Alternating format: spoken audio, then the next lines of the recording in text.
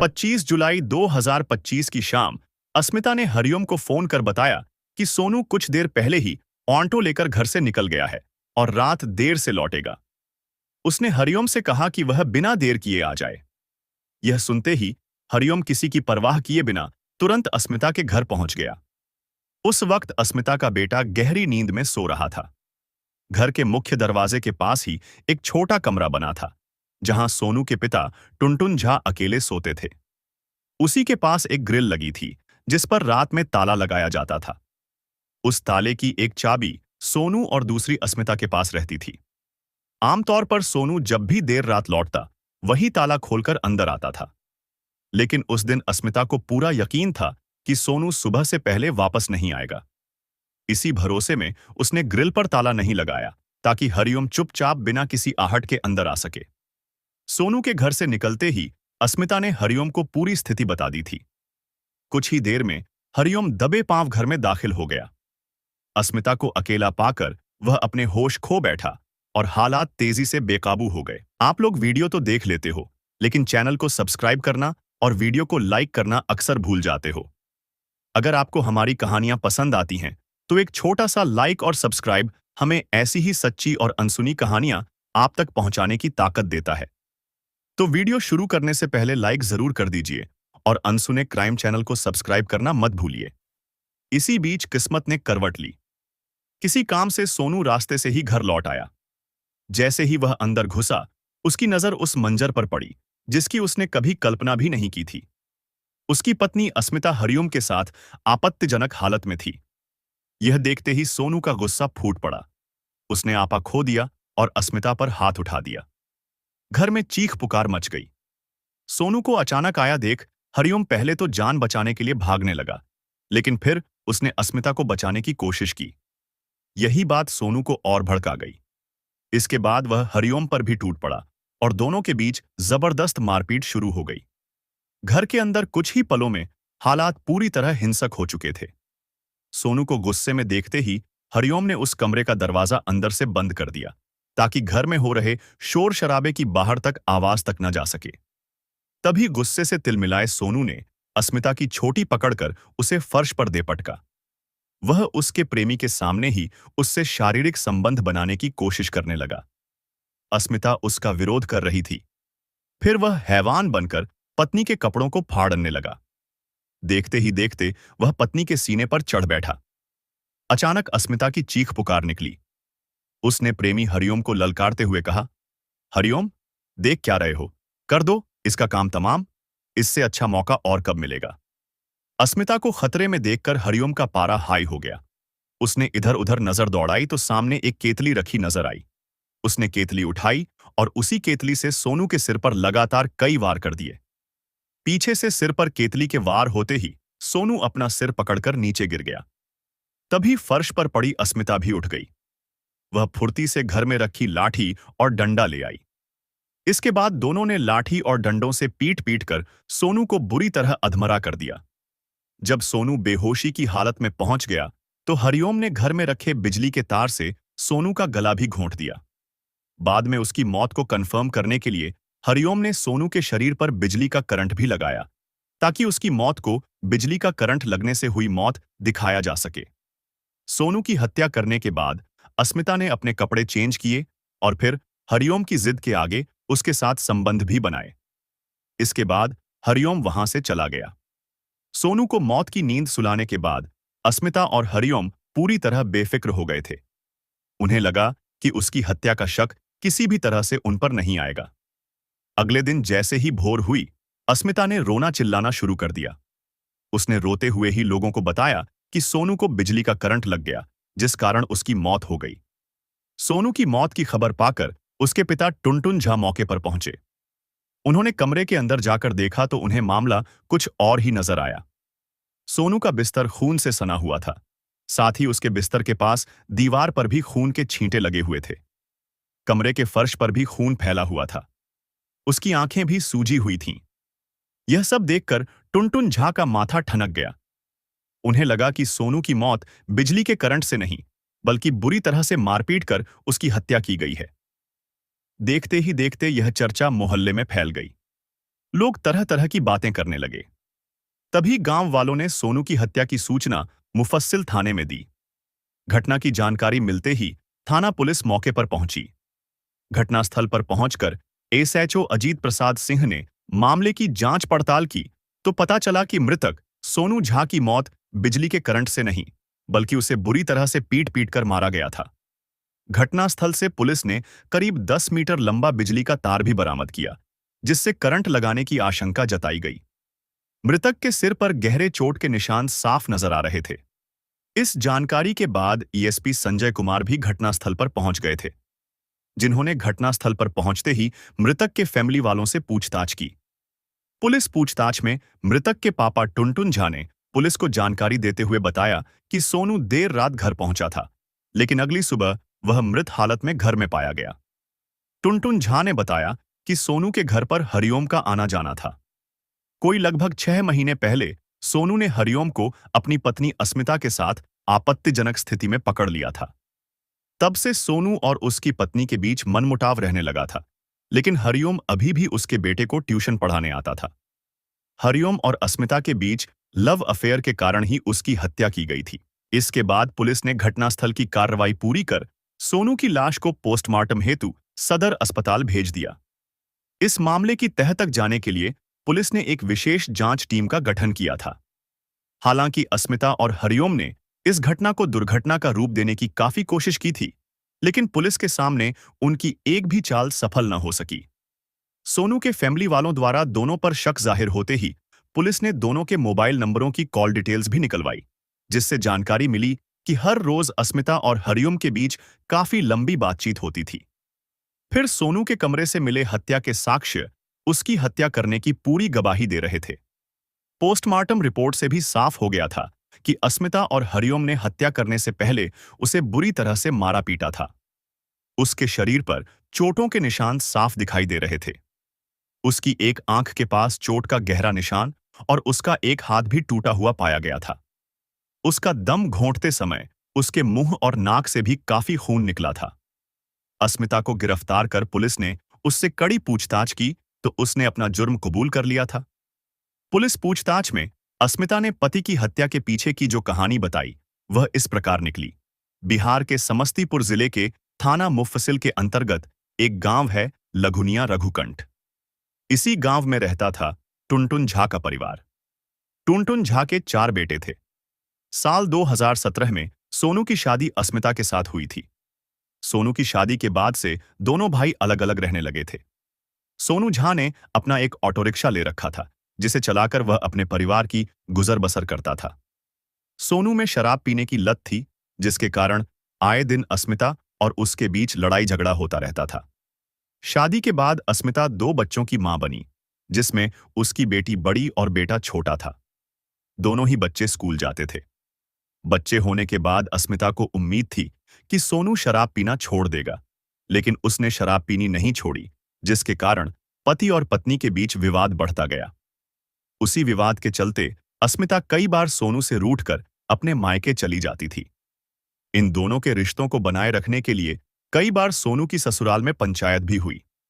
कई बार पंचायत के फैसले पर अस्मिता अपनी ससुराल भी आई, लेकिन उसके बाद भी दोनों के बीच लड़ाई झगड़ा शांत नहीं हुआ। उसी दौरान अस्मिता की मुलाकात कुंवारे हरिओम से हुई। हरिओम उसके दोनों बच्चों को ट्यूशन पढ़ाने उसके घर पर ही आता था। जिस वक्त हरिओम बच्चों को ट्यूशन पढ़ाने आता था, उस वक्त घर पर उसकी फैमिली का कोई भी सदस्य मौजूद नहीं होता था। मौके का फायदा उठाते हुए अस्मिता ने हरिओम के साथ दोस्ती कर ली। दोस्ती के बाद दोनों के बीच मधुर संबंध बनते ही अवैध संबंध भी स्थापित हो गए थे।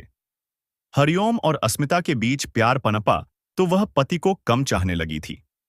अस्मिता झा को लगने लगा था कि हरिओम भी उसे बहुत ही चाहता है। अस्मिता ने उसी दिन फैसला लिया कि वह किसी भी तरह से हरिओम से अपने संबंध मजबूत करेगी। हरिओम और अस्मिता को मिलने जुलने में न तो कोई पाबंदी थी और न ही कोई रोक टोक।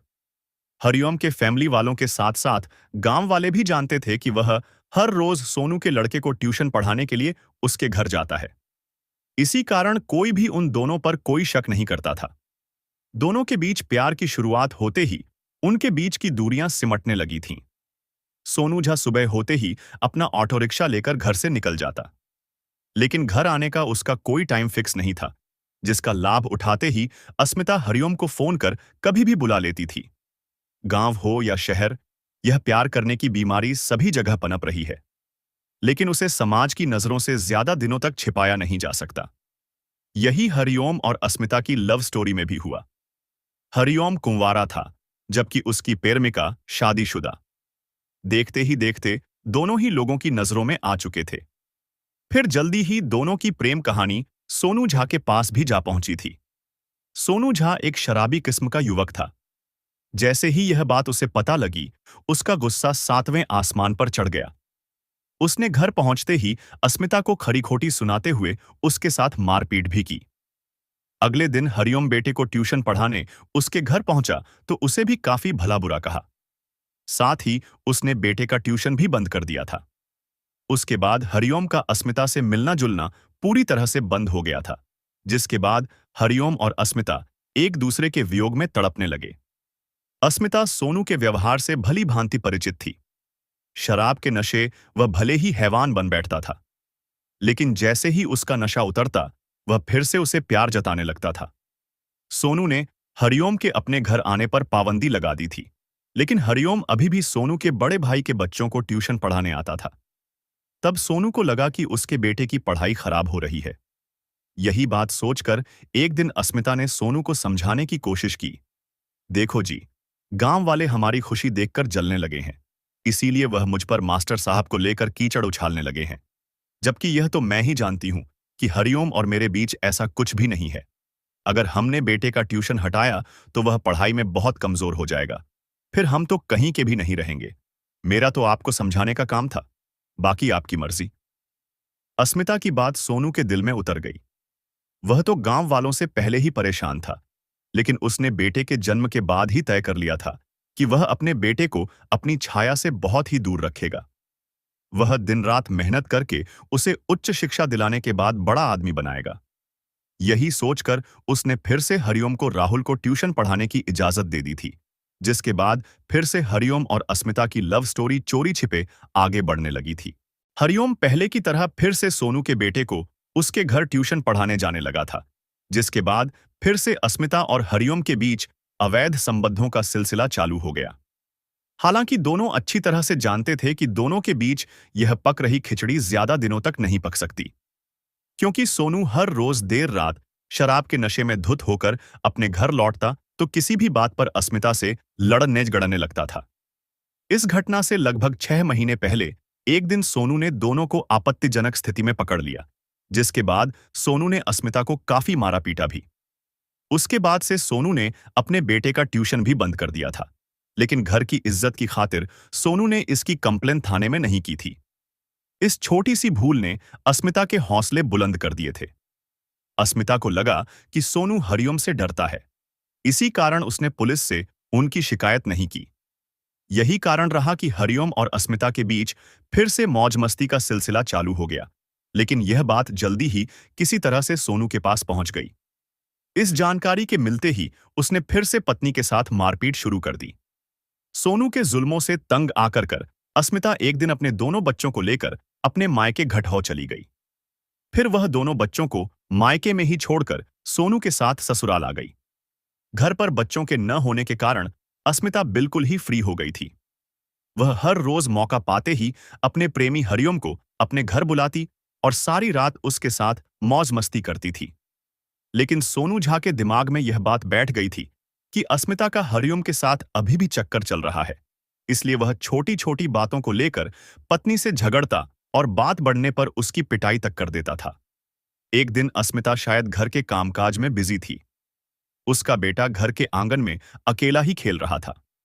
हालांकि अस्मिता ने हरिओम को घर में प्रवेश करते वक्त देख लिया था, लेकिन उस दिन पहली बार ऐसा हुआ कि अस्मिता हरिओम को देखते ही कमरे के अंदर चली गई थी।